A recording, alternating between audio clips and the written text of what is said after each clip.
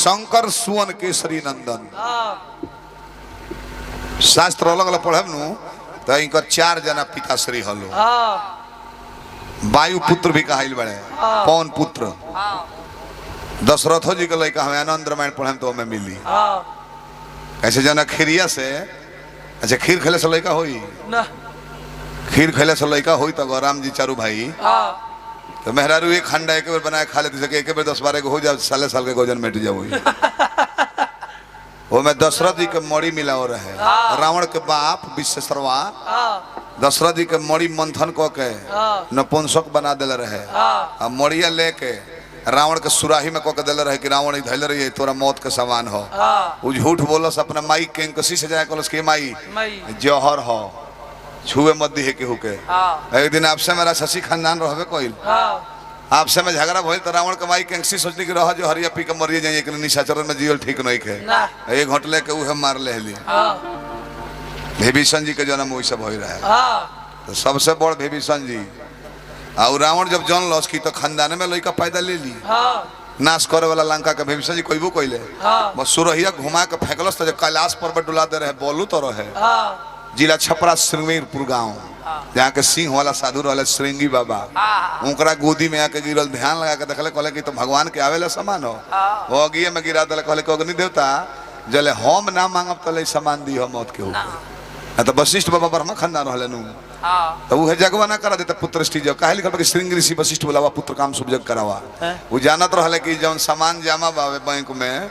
वो में हमार नॉमिनियो में नाम नहीं कहता हमारा मंगला से भौजी होई है ना छपरा जिला से गइले साधु अयोध्या आ उस सरजू किनार पर पुत्रष्टि जग भई रहे तो खीर हवन से निकल अग्नि देवता लहले निकल ले तो राजा जाकर रानी लोग को पटले तो एक हिस्सा में से एगो गिधनी रहली सुवर्चला नाम की अप्सरा श्राप से गिधनी हुई थी वो ले जाके अब पूंजी कस्थला नाम की अप्सरा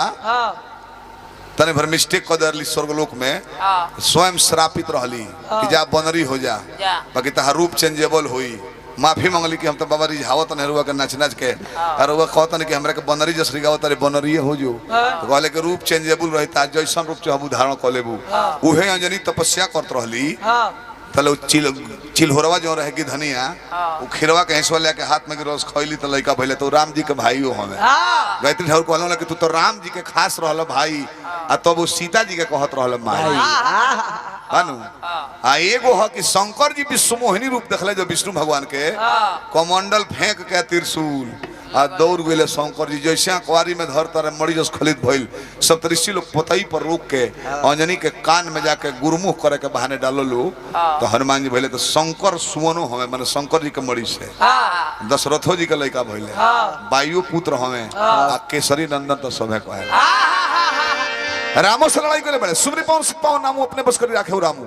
राम से लड़ाई कौन बड़ा त्रिविक्रम नरेश राजा काशी के त्रिविक्रम रहले काशी नरेश राजा के उनकर के प्रण कइले भगवान इनकर नामे जोप के हथियार से ना